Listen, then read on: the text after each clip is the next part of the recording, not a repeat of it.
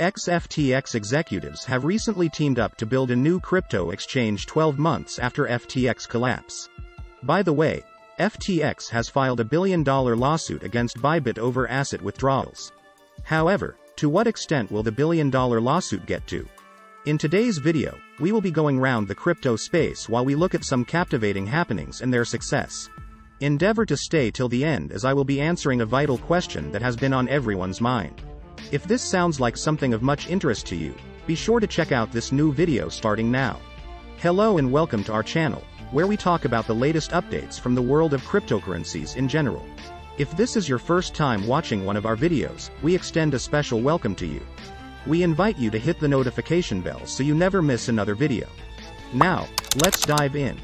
Several former FTX executives have teamed up to help build a new cryptocurrency exchange in Dubai with a specific focus on what FTX failed to do: secure customer funds.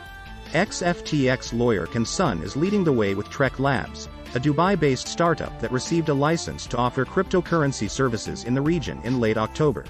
Backpack Exchange is the name under which Trek Labs will offer those services.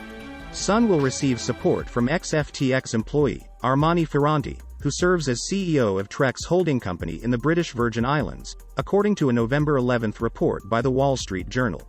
Ferranti also runs Backpack, a cryptocurrency wallet which is integrated in Backpack Exchange. Sun's former legal deputy at FTX, Claire Zhang, who is also Ferranti's wife, is also on Trek's executive team. However, once Trek raises an investment round, Zhang plans to transition out of the company as she has been working without pay to help bootstrap the exchange, WSJ said. Sun and Ferranti iterated they wanted to use the lessons learned from FTX's failure to protect customer funds. Backpack's technology offers a self-custody solution which integrates a multi-party computation, MPC, technique to ensure funds remain secure. MPC typically involves several parties approving a transaction before funds are moved. It will also enable Backpack customers to verify funds whenever they want, Sun told WSJ. In a post-FTX world, you need trust and transparency to create a true alternative to the other players. Backpack Exchange is currently in beta and a wider launch will come later this month, the firm said. Sun was a witness at Bankman-Fried's recent fraud trial where he revealed that the former FTX CEO turned to him seeking a legal justification as to why FTX's funds were at Alameda Research. Bankman-Fried was convicted on all 7 fraud-related charges. Sun said he quit as FTX's general counsel the day after Bankman-Fried told him about the use of customer money. "This went against everything that I stood for and was represented to me by Sam."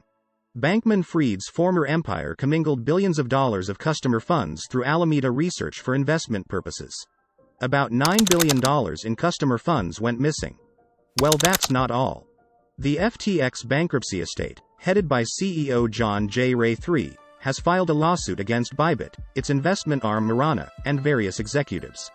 The aim is to recover funds and digital assets that ByBit withdrew from FTX just before its collapse, with the current value close to $1 billion. The suit claims ByBit used its VIP access and ties with FTX staff to withdraw significant cash and digital assets from Marana, Time Research, another entity linked to ByBit, and executives just before FTX's collapse. During FTX's November 2022 withdrawal difficulties, FTX employees tracked VIP customers' withdrawal requests in a spreadsheet labeled VIP Request, Prioritize, Settlement.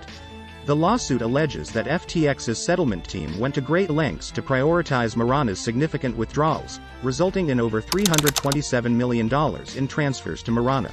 The total value of assets withdrawn by ByBit and its executives from FTX has now reportedly reached almost $1 billion. The lawsuit claims that ByBit has imposed limitations on the FTX estate, preventing the withdrawal of assets exceeding $125 million on the ByBit exchange.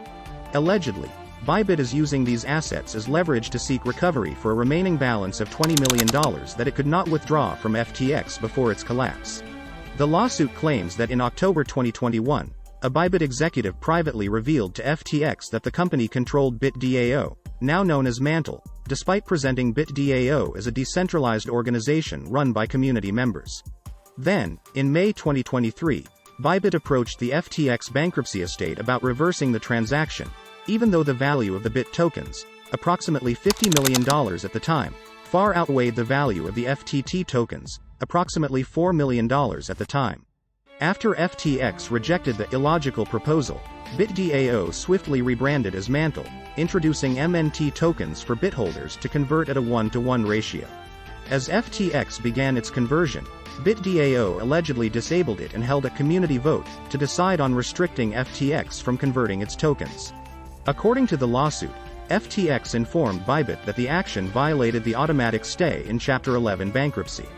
Despite this, the community vote passed, with votes seemingly linked to ByBit executives. Notably, the fifth largest vote came from the wallet, DTOH.eth, identified as Marana Ventures, a Marana subsidiary led by David Toe. The legal action is pursuing compensatory and punitive damages from ByBit regarding the token scheme and the assets held on its platform. Now to the big question of the day. Will Bitcoin crash before or after the ETF launch? Please, do not forget to subscribe to our channel and also hit that notification bell to be the first person to get more updates about the latest happenings in the crypto space.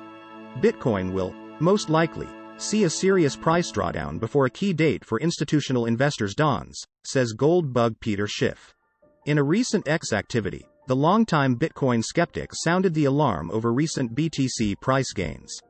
Bitcoin is a favorite topic of criticism for Peter Schiff, the chief economist and global strategist at asset management firm Europac. Throughout the years, he has repeatedly insisted that unlike gold, Bitcoin's value is destined to return to zero, and that no one in fact wishes to hold it except in order to sell higher later on.